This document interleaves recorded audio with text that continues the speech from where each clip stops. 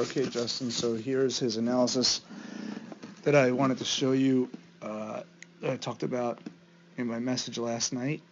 And the top video is, I think, back in, must have been January maybe, or maybe February.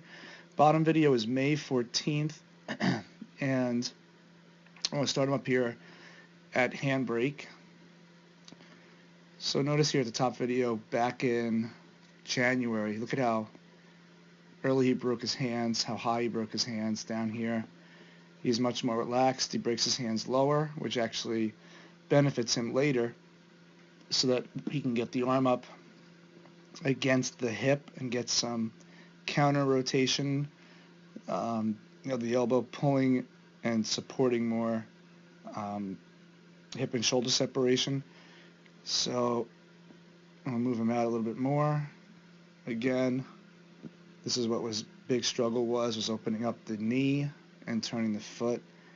And he does it a little bit here too, but he recovers much better in the May 14th video than he does up here. So as we get him out to about that spot, I'll get him out there. Look at the difference in the arm height. Okay, and the front foot position again. He's much more closed off here than he is up here. And let's pull him out to just before he drives. Should be about right there. And right about here. I mean, you can see already the difference in his momentum and his power coming off the mound. I mean, look at his, take a look at the angle here. He's at 39 degrees there. And here he is about 42, so he's covered more ground. His back hip is off the rubber more, so he's moved the mass of his body out with greater speed. I can tell already he's much more athletic in this position. Let's move him forward to where he starts to drive. Notice in January when he drives and he puts his front foot down, his throwing arm kind of comes up. It's starting to turn over into high cock position. All right, so take a look at the back foot. All right, take a look at the hip position and the shoulder. Not much there, a separation. Front elbow and shoulder look good. His head looks good. Take a look at the bottom video.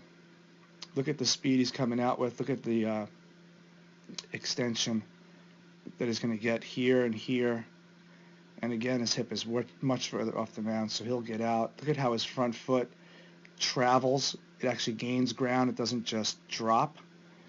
So see that? Watch the extension of the back leg creates more of a longer stride. All right, take a look at this back foot in comparison. Let's get him down. Look at the back foot angle in comparison to this one.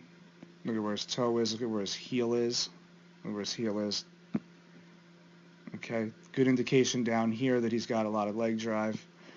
Much more force generated from the backside, so his front knee is in a better position to stable up as compared to this one. And this one sometimes does not want to right. So this knee up here is going to swivel a lot more than this one is. And take him longer to, wrong one. It's going to take him longer to really brace it up. And he does brace it up and kick back nicely. Okay, but you notice how, in the top video here, notice how his elbow is going to drop, and that's because his hand, when he took the ball out of the glove so early, his hand swung up. And look at how high his hand is in relation to his elbow. Okay, and his elbow's up so high that it's just going to turn into full cock position, so it's not really going to pull back against. He doesn't get as much shoulder abduction, or not shoulder abduction. What is it? Horizontal abduction. He doesn't get the horizontal abduction in the top video because he swings the hand up, so he doesn't really focus on pulling the elbow up and keeping the hand lower as he does in this video here. Look at the difference there. See how low his hand is? I'm going to sync him up pretty much in the same spot. So look at his front foot. His front foot is pretty much in the same spot. Look at the difference in the hand height. So he's got a lot more horizontal abduction back there, which is going to give him some more chest thrust. He definitely has more contralateral tilt down in the bottom video here because of that. So he pulls the elbows back real good. Look at the chest thrust out. Okay, and look at the hip and shoulder separation he gets here. Here's the hips moving.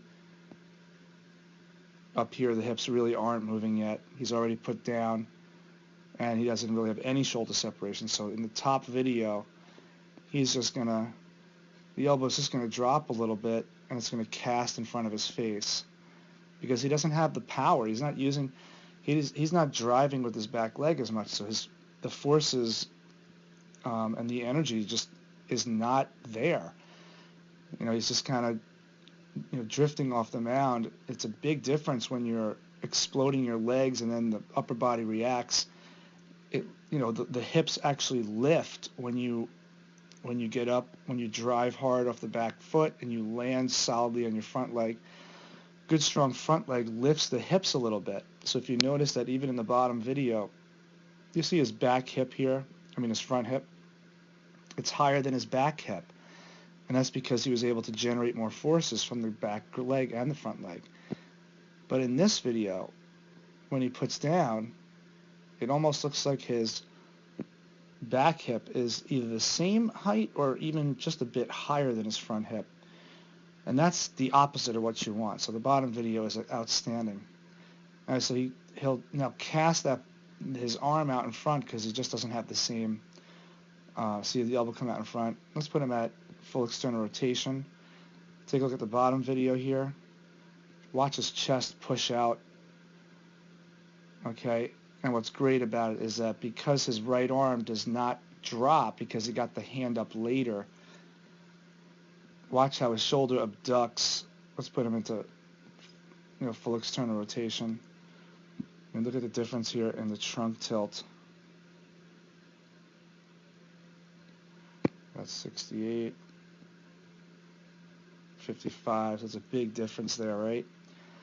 And look at how low his shoulder is here because of lack of power and forces that transfer up the trunk were just way too slow, so it didn't thrust his chest out and abduct the arm up as it does in the bottom video. In the bottom video, his arm path is outstanding. Look at that's awesome. Doesn't get much better than that. Look at how quickly the elbow will just pivot right here and it won't cast. It'll just turn over. Gets into quick internal rotation quickly. And look at the trunk tilt here. 34. Let's compare it to the trunk tilt. Look at his elbow here as it continues to drift. It never really pivots, so it puts a lot of strain here. Puts a lot of strain right there. UCL strain because he doesn't get that shoulder abducted, so his arm's going to cast out and it's going to continue to drift, and there it'll stabilize and the hand will pivot over. All right, let's take a look at his trunk tilt here at ball release. I think you're going to see a big difference. 56 to 35. It's almost 20 degrees, right? That's crazy. So the bottom video is absolutely outstanding. These are dynamic movements. These are the motor skills that you see, and range of motion and flexibility and power that you would see in a professional athlete. And the only thing that he has that's working against him is just his body size right now. So the bigger and the stronger he gets, he keeps this going like this, it's going to be fantastic. And I know he's working on keeping that front leg a little bit more relaxed and calm and not turning it out. And once he gets that done, he keeps everything else the same, and then we just add the power. It's going to be great. All right, I hope that is encouraging to him. Make sure he sees this. All right, I'll see you at the lesson.